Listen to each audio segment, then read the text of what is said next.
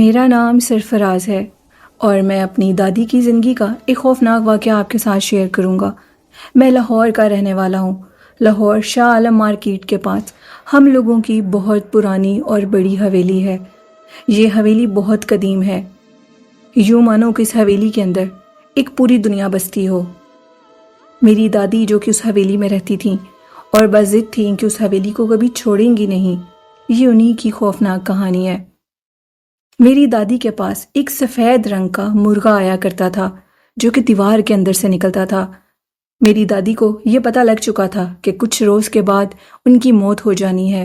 اس گھر کے جو بھی جنات تھے وہ میری دادی کے اوپر بہت زیادہ مہربان تھے۔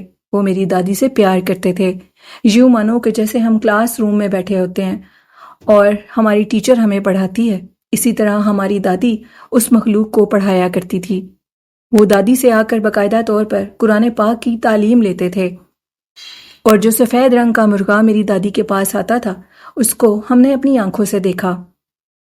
میری دادی کی موت میں صرف 3 دن باقی تھے اور وہ سفید رنگ کا مرغا دادی کی عیادت کے لیے آیا کرتا تھا اور بالکل ان کے سامنے بیٹھ جایا کرتا تھا۔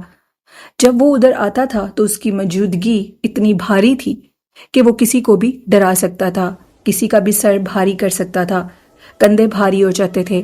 ہماری امی ہمیں کمرے میں بند کر دیتی تھیں، یہاں تک کہ ہمیں یہ بھی اجازت نہیں تھی کہ جب تک وہ دادی کے پاس موجود رہے تب تک کوئی دادی کے پاس جائے۔ وہ عصر کے ٹائم پر دادی کے پاس آتا تھا اور مغرب کی اذانوں سے پہلے تھوڑی دیر پہلے وہ واپس چلا جایا کرتا تھا۔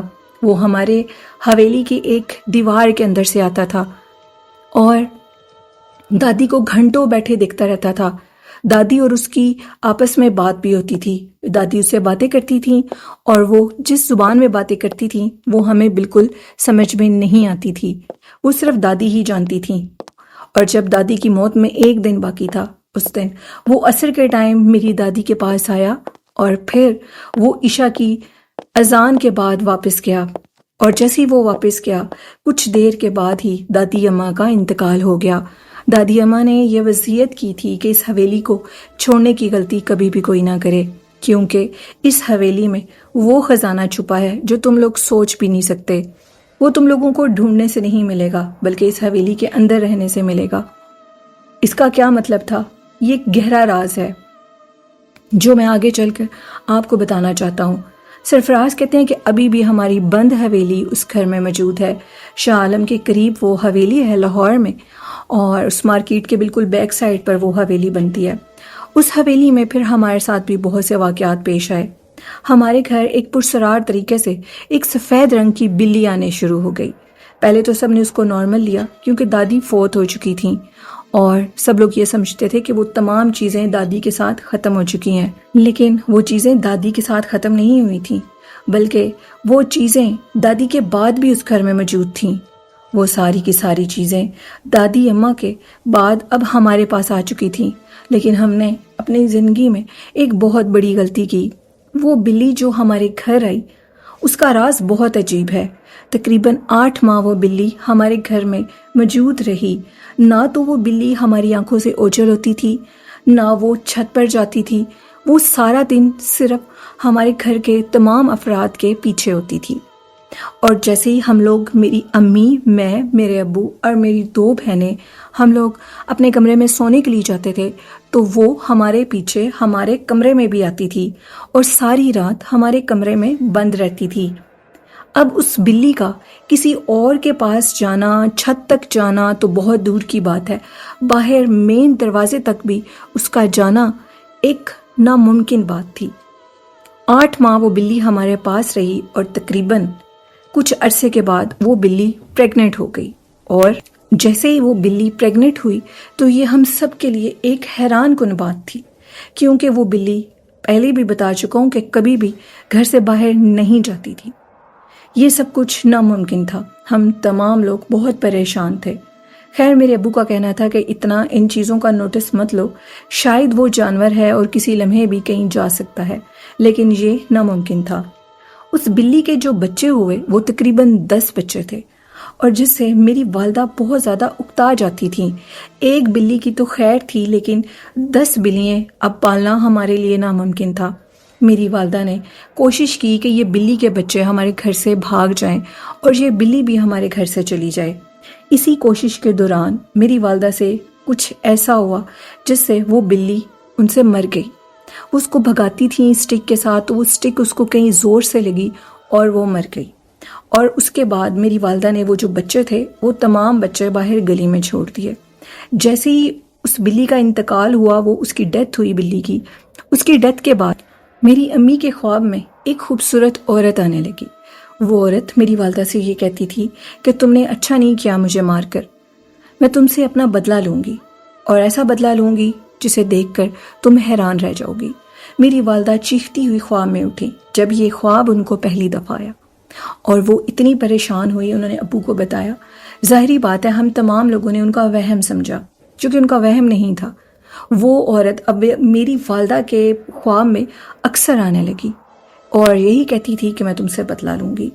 بدلہ بھی پھر اس نے لیا، اور بدلہ یہ لیا کہ ان کی جو بڑی بہن تھی، یعنی سرفراز کی جو بڑی بہن تھی، ان کی شادی والے دن ڈیتھ ہو گئی۔ وہ بالکل ٹھیک تھی اور وہ اپنی شادی کے لیے دلہن بننے کے لیے پارلر پر گئی تھیں، اور ادھر سے کال آئی کہ ان کو اچانک سے ہارٹ اٹیک ہوا ہے اور ان کا انتقال ہو گیا۔ میری والدہ اپنی بڑی بیٹی سے، یعنی میری بڑی بہن سے بہت زیادہ محبت کرتی تھی، اور ان کی یہ جو ان کے ساتھ مس ہیپ ہوا تھا، ان کے ساتھ نہیں، ہم سب کے ساتھ، اس کو ہم کبھی اگنور نہیں کر سکتے تھے، بھلا نہیں سکتے تھے۔ میری والدہ اپنی بیٹی کے غم میں بالکل دماغی جو ان کی حالت تھی وہ بگڑ چکی تھی، وہ اس کو بھول نہیں پا رہی تھی۔ اور اس کے بعد سرفراز کہتے ہیں کہ ان کی والدہ کا بھی انتقال ہو گیا۔ اب ان کے انتقال کے بعد وہ جو عورت تھی وہ میرے ابو کے خواب میں آنے لگی اور کہنے لگی کہ میں نے تمہاری بیوی سے اپنا بدلہ پورا کر لیا ہے، اور اب تم چاہو یا نہ چاہو اس گھر میں رہنا، اگر تم اس گھر میں رہو گے تو میں تمہارے مالی حالات اتنے خراب کر دوں گی جس کے بارے میں تم سوچ بھی نہیں سکتے۔ سرفراز کہتے ہیں کہ اب جو میرے والد صاحب تھے وہ اس گھر کو بالکل چھوڑنے کو تیار نہیں تھے۔ حویلی آپ کو پہلے بتا چکا ہوں کہ بہت بڑی تھی، اور ہماری حویلی کی بیک سائڈ پر ہی دادی اماں کو دفنایا گیا تھا، اور جو والدہ تھی ان کی قبر بھی دادی کے ساتھ اور بہن کی قبر بھی دادی کے ساتھ تھی۔ ابو کی یہ روٹین تھی کہ جیسے وہ فجر کی نماز پڑھتے تھے تو وہ ان تینوں کی قبر پر فاتح خوانی کرتے تھے، دیر تک بیٹھے قرآن پاک پڑھتے تھے۔ میرے ابو اب اس گھر کو چھوڑنے کو بالکل تیار نہیں تھے، اور ہمارے جو حالات تھے وہ اتنے ورس ہوتے جا رہے تھے کہ جو انسان سوچ بھی نہیں سکتا۔ میری دوسری بہن کی شادی کے دن تھے، اور شادی سے کچھ دن پہلے ان کو کینسر ڈائگنوز ہو گیا، اور ان کی جو شادی کی ڈیٹ تھی وہ کینسل کر دی گئی، کیونکہ جب ان کی شادی ہونی تھی تو جن سے شادی تھی ان کو تو ہم نے سچ بتانا تھا کہ ان کو کینسر ہے، جس کی وجہ سے انہوں نے اس رشتے سے انکار کر دیا، کیونکہ میرے ابو چاہتے تھے کہ وہ اپنی دونوں بیٹیوں کو فرض ادا کر دیں اور اس کے بعد میں رہ جاؤں گا تو میری خیر ہے، میرے لیے کچھ بھی ہو سکتا تھا۔ لیکن اب جو مسئلہ میری بہن کے ساتھ بنا تھا وہ بہت خطرناک تھا۔ سرفراز کہتے ہیں کہ تقریباً 1 ماہ کے اندر اندر میری بہن کا جو کینسر تھا وہ لاسٹ سٹیج پہ چلا گیا تھا۔ وہ کیسے لاسٹ سٹیج تک گیا کچھ ڈاکٹرز کو بھی سمجھ نہیں آئی۔ ڈاکٹرز کا کہنا تھا کہ ان کا جو کینسر تھا وہ بالکل شروعات تھی اور یہ علاج کے ساتھ ختم ہو جائے گا۔ 1 ماہ کے بعد جب ہم علاج کے لیے ڈاکٹر نے ہمیں ٹائم جو دیا تھا میڈیسن ساری کھانے کے بعد کہ اس کا وہ جو باڈی کا اس نے اس کو میڈیسن کو کتنا اپنے اندر ابزرو کیا اور کتنا اس کو فائدہ دیا، تو وہ ڈاکٹرز حیران ہو گئے اور ان کا یہ کہنا تھا کہ یہ لاسٹ سٹیج پر ہے، اس کے اندر سب کچھ ختم ہو چکا ہے۔ اور جیسے ہی میری بہن کو گھر لایا گیا تو میری بہن تقریباً 2 دن ٹھیک رہیں، اور دوسری رات ان کو بلڈ کی وامٹنگ ہوئی اور ان کی بھی ڈیتھ ہو گئی۔ یعنی دونوں بہنیں ختم ہو گئی ان کی، اور ان کی والدہ کا بھی انتقال ہو گیا، دادی کا بھی انتقال ہو گیا۔ ایک میری والدہ کی غلطی جو انہوں نے اس بلی کو مار دیا۔ ہم ان کو بہت منع کرتے تھے کہ آپ کو اگر وہ پسند نہیں ہے تو آپ ان سے دور رہیں، ہم ان کو سنبھال لیں گے، لیکن میری والدہ کسی بھی چیز کو ماننے کو تیار نہیں تھی، اور وہ اپنی ضد پر تھیں کہ ان کو نکالو۔ بالکل بلیاں بہت زیادہ مطلب وہ ان کا ہوتا ہے ایک جانور جو گھر میں ہو، ڈھیر سارے تعداد میں ہو اور جن کو رکھنے کی عادت نہ ہو تو ان کے لیے تو یہ ایک ڈسٹربنس بن جاتی ہے، لیکن ایک غلطی نے ان کا سارا گھر ختم کر دیا۔ اب ابو یہ چیز سوچنے پر مجبور تھے کہ اس حویلی میں رہنا، اب موت ان کی بھی تھی اور ان کے بیٹے یعنی جن کی یہ سٹوری ہے سرفراز کی بھی تھی۔ میرے چاچو نے ابو سے کہا کہ آپ کو یہ گھر اب چھوڑ دینا چاہیے اور یہ بات یاد رکھنی چاہیے کہ آپ کی بیوی نے جو خواب دیکھا تھا وہ سچا تھا، اس عورت نے اپنا بدلہ پورا کر لیا، یہ سب کچھ آپ کے ہاتھ میں تھا، اگر آپ چاہتے تو اس گھر کو چھوڑ دیتے، لیکن آپ نے ایسا کچھ نہیں کیا اور آپ نے اپنے سارے بچوں کو اپنے ہاتھ سے گوا دیا۔ اس کے بعد اب ہم اس گھر کو دونوں باپ بیٹا چھوڑ کر جانا چاہتے تھے۔ ہمیں کسی اللہ والے نے کہا کہ غلطی سے بھی اس گھر کا کوئی بھی سامان ساتھ لے کر جانے کی غلطی نہ کرنا، اگر تم اس گھر کا سامان ساتھ لے کر جاؤ گے تو وہ مخلوق تمہیں اور نقصان پہنچائے گی۔ یہ سارا پرانا سامان ادھر ہی چھوڑ کر اور ایک بکری لے کر اسی صحن کے درمیان میں تم اس کو قربان کرو گے اور ذبح کرو گے اللہ کی راہ میں، اور اس کے بعد تم باپ بیٹا یہاں سے نکلو گے۔ اگر تم اس بکری کو ذبح کیے بنا یہاں سے نکل گئے تو راستے میں تم لوگوں کی ڈیتھ ہو جائے گی۔ ان کی بات کو نہ ماننے کا اب سوال پیدا نہیں ہو سکتا تھا۔ میرے ابو کوئی بھی رسک نہیں لینا چاہتے تھے۔ سرفراز کہتے ہیں کہ انہوں نے پھر وہ بکری منگوائی اور ان کی شرط تھی کہ بکری ہی لی جائے گی، بکرا نہیں لیا جائے گا۔ وہ بکری ذبح کروائی گئی، میرے ابو نے ایک نہیں 2 بکریاں ذبح کروائیں۔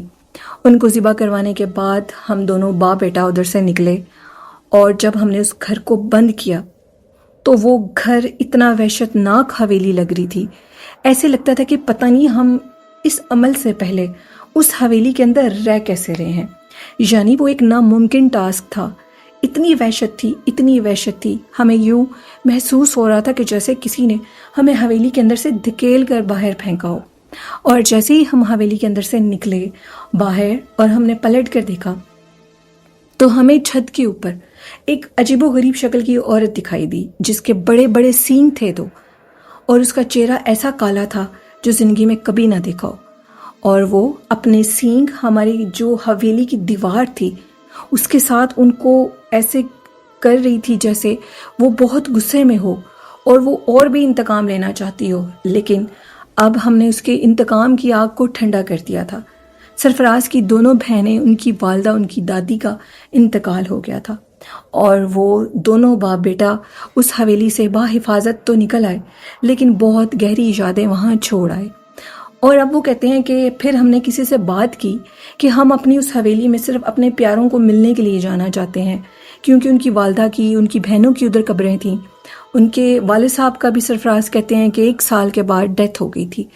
اب وہ بالکل اکیلے ہیں۔ سرفراز کہتے ہیں کہ میں کسی بڑے عالم دین سے یہ مشورہ لینا چاہتا ہوں آپ کی سٹوری کے تھرو بھی، اور میں نے بہت سے لوگوں سے یہ ساری سچویشن بتا کر ان سے بات بھی کرنے کی کوشش کی، تو ان کا کہنا تھا کہ غلطی سے بھی اس گھر کی طرف مت جانا، وہاں جاؤ گے تو مر جاؤ گے، زندہ واپس نہیں آ سکو گے۔ شاہ عالم مارکیٹ کے قریب وہ حویلی جو کہ پرسرار اور خون آلود حویلی ہے، آج بھی اپنی پوری طاقت کے ساتھ وہاں کھڑی ہوئی ہے، اور اس کے اندر کیا راز ہے؟ وہ سینگ والی عورت کون تھی؟ وہ بلی اور وہ سفید مرغے کا میری دادی کے پاس آ کر تعزیت کرنا، اور ان کی ڈیتھ کے بعد میری والدہ کا اس بلی کو مارنا، یہ ساری کہانی کیا تھی؟ سرفراز کہتے ہیں 1 سیکنڈ کے لیے یہ سب کچھ خواب لگتا ہے، لیکن سرفراز کا کہنا ہے کہ یہ خواب نہیں بلکہ ایک حقیقت تھی جس کو ہم تسلیم کر چکے ہیں۔